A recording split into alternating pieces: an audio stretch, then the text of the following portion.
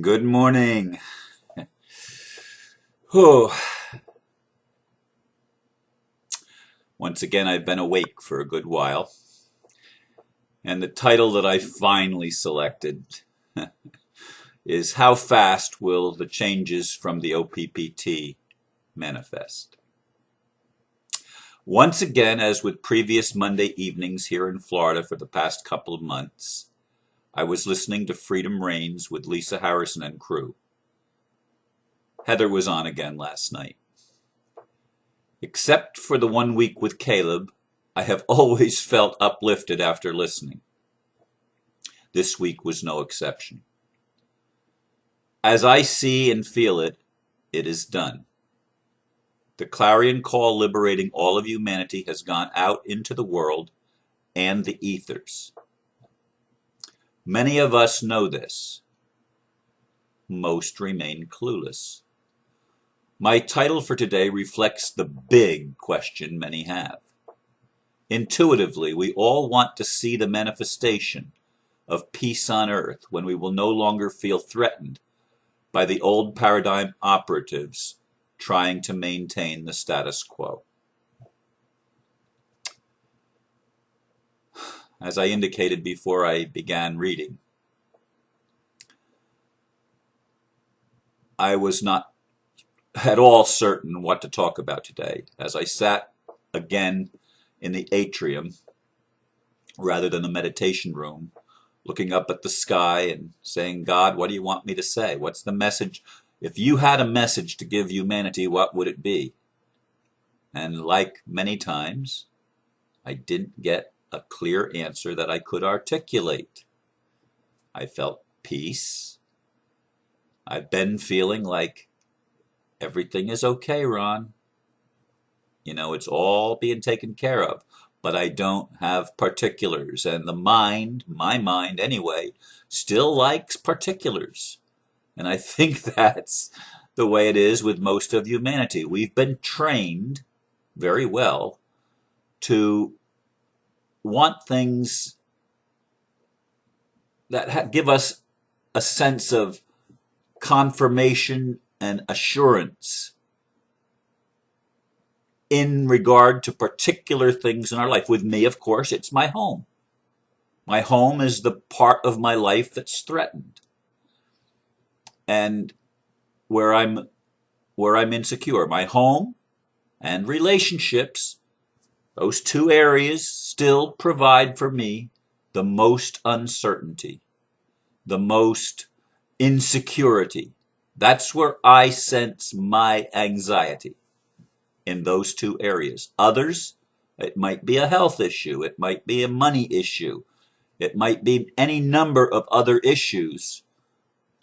But we all have areas in our lives where we're not sure. We're just not sure. And until something happens, either within or without, to give us that assurance, we remain in a somewhat anxious state in part of our being. That's the ego, that's the shadow, and that's the work that has to be done. Someone asked me if I could provide videos where I talk about videos that I've done that I talk about reincarnation and shadow areas that we need to heal. and I just responded a little short time ago to that lady, in I believe it was Colorado was where she hailed from. When I began this in January 2011, I had no idea that I'd be sitting here on April the 9th, 2013, and have a string of videos that's now, what, 840 something videos? Or is it? I don't even know the exact number. It's a big number. And I've never categorized or written down and made a list of what's in each video. Most of my videos I've only listened to one time. Most of them. Now there might be 35% that I've listened to again for one reason or another. that people have had questions, and I've listened to parts of all of them, because when I go to answer an email from someone on that video or that thread, while I'm answering it, that video is playing, but it's always the beginning of the video. So I don't listen all the way through, and I'm certainly not watching it. In fact, I don't even watch most of them unless somebody brings something to my attention that they see on the screen. I tend to just have it playing in the background, and I'm doing something else. I'm answering emails or sending out birthday greetings or something else while it's playing. I don't even watch the videos, as in actually watching what's on the screen most of the time. I mean, that may surprise some of you. Now, when I first started doing them, that wasn't true. I would go back, even before I put it up on YouTube, I'd go back and listen, and sometimes do it over and sometimes do it over again, because it wasn't just right, and I was not sure of myself, and didn't know.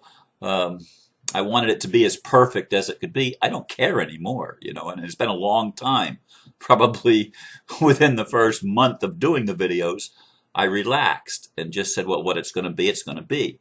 I'm not going to go back and do a lot of editing. I did some editing in the beginning of, like, if I said something wrong, I'd put a little blurb on the screen. I'd go back in and I'd put a little thing on correcting whatever it is that I misspoke. I don't even do that anymore. And it's been well over a year, probably over a year and a half, since I've done anything like that. Maybe longer, I don't know. But I don't keep records of what I talk about. Maybe somebody would like to go through all of my videos, or a team of people, and make a list of subjects that are covered in the videos, so that people would have some type of a catalog. But I don't do that. And how did I get off on this subject? Very easily. I like to follow sidetracks. But anyway, I was talking about the OPPT and the changes.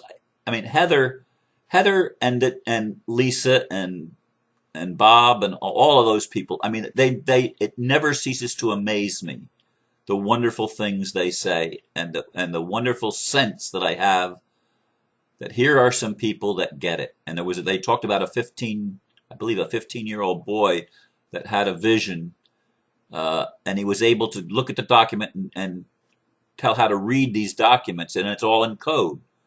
And there were questions about, well, why is it in code if everything is on the table and open? Well, this is the world that we're living in, and we're in the bridge. We're in the bridge, so that we're using some old paradigm stuff still, because we have to, because that's the bridge. But there's a new paradigm coming into thing. But the questions, there were two very wonderful call-ins that they responded to last night, a lady first and then a gentleman. And they asked some really nice questions. And I love the way that those answers came out. But one of the questions that I believe it was the lady that asked is, people had the idea that Heather was living some idyllic life in some mansion somewhere, and didn't have any concerns, so it's easy for her to say, well, just be and do. It's easy for her to say that because she doesn't have issues pressing, but she did reveal that her relationship is not that wonderful, and in fact, she could actually very shortly be separated from her family and her home. Now, I don't know the details. She didn't provide them, and I don't expect her to. And that's okay. But we all, here's the point, we all have challenges as we move into the new paradigm. We all have things that we need to work on. We all have these insecurities that we need to integrate. I do in my life. I need to come to grips with whatever it is I need to come to grips with. I don't even know how to define it. All that I know is that in the past, regarding my home, I have felt that the lawsuit was finished. In 2010, I felt that it was over. And for about 6 months, nothing was happening. And then all of a sudden in December, they always seem to attack just before Christmas. In December that year, just like in December the following year and December the following year, 3 Decembers in a row, they again try to steal my home, even though in 2010 and in 2012, it appeared as if the whole thing was resolved. And lawfully, it was. I have the lawful documentation. In 2010, the UCC won. In 2012, the decision made by the U.S. Bankruptcy Court in the lawsuit that had been ongoing since 2005, and in which they were not taking my home, they did not want anything from me, and no party in the action could bring any action against me. It was resolved and done. And the attorney for the bank acknowledged that to the judge. The case is over. Then, months later, they come say, we own your house. Oh, wait a minute. I own my house. So I don't know. Is it really over? My sense is they're not doing anything since I sent out the courtesy notices. They responded initially with posting a letter in an envelope, taping it to my front door, not serving it, but taping it to my front door from an attorney threatening that they were going to begin eviction procedures.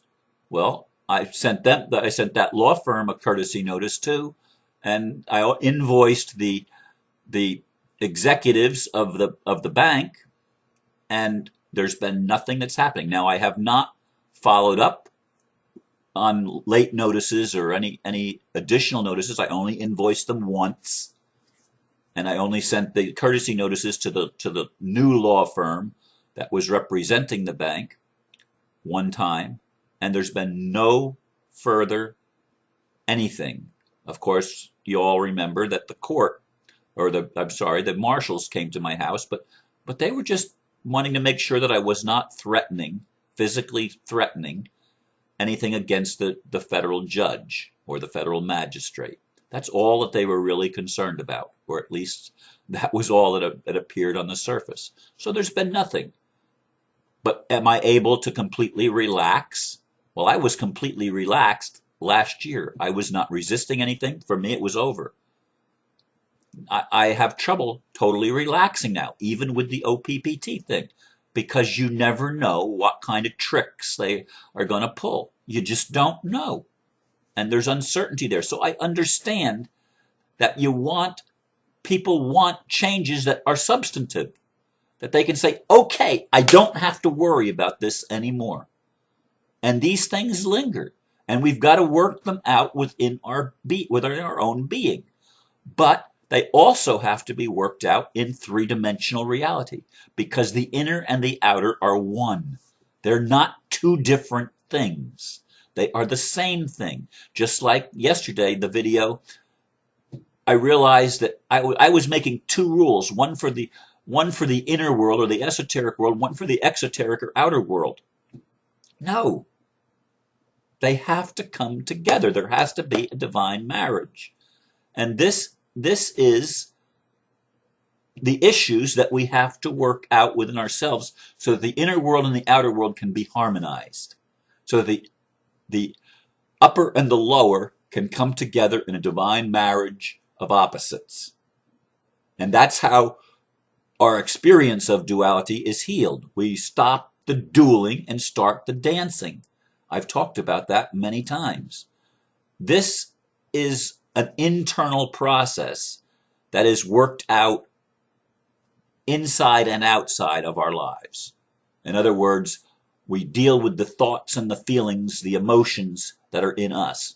That's part of the shadow that has to be done. And we have to get to the place where we recognize that there is no negative thing. There's parts that we understand, parts of ourselves that we love, feelings that we like, feelings that we don't like, but we have to get to the place where we recognize it's all good. It's all good. And when we recognize that it's all good, ultimately we're going to get to the place where we can rest from our labor and enjoy our creation. We haven't completely reached that place yet, and yet, in a sense, it is done. The proclamation has gone out. People, some human beings are getting it, and as was said on the video last night, as Heather has said, it only takes one person to get it for everybody to get it. So the critical mass is one individual, but we have many more than one individual that get it. And there's a lot of people that still don't, A lot of people that are still arguing over crazy things because they wanted their way to be the way. And each of us have pieces of the puzzle.